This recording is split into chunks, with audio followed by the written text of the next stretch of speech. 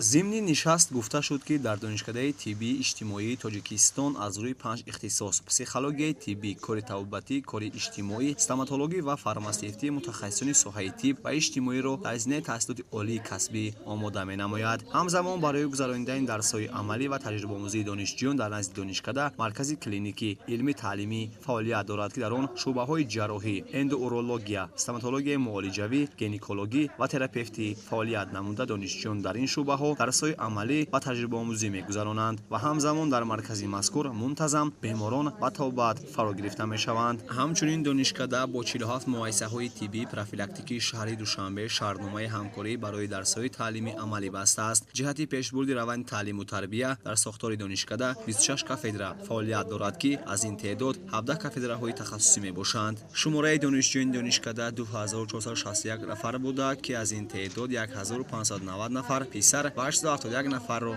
دختران تشکیل می‌دهند که تعداد دانشجویان نسبت 6 ماه سال 2023 713 نفر زیاد میباشد. در دانشکده 67 نفر دانشجویان خارجی نیز تحصیل دارند که آنها از جمهوری‌های ازبکستان، افغانستان، هندوستان، پاکستان، بنگلادش، مالزی و نیگریه باشند که نسبت سال گذشته 33 نفر زیاد هستند. در 6 ماه سال جاری خارج و برقرار و انتقال دانشجویان 189 نفر را تشکیل داد. از جمله 119 نفر دانشجو از یک اختصاص به اختصاص دیگر 8 نفر دانشجو برقرار کرده شده. با رخصتی یک نیم باشد 4 نفر برآمدند. از دیگر مؤسسه‌های تحصیلی عالی کشور به دانشکده 1 نفر، از مؤسسه‌های تحصیلی عالی خارجه 1 نفر و مؤسسه‌های خارج کشور 1 نفر و به دیگر مؤسسه‌های تحصیلی عالی کسبی جمهوری 25 نفر دانشجویان انتقال یافتند.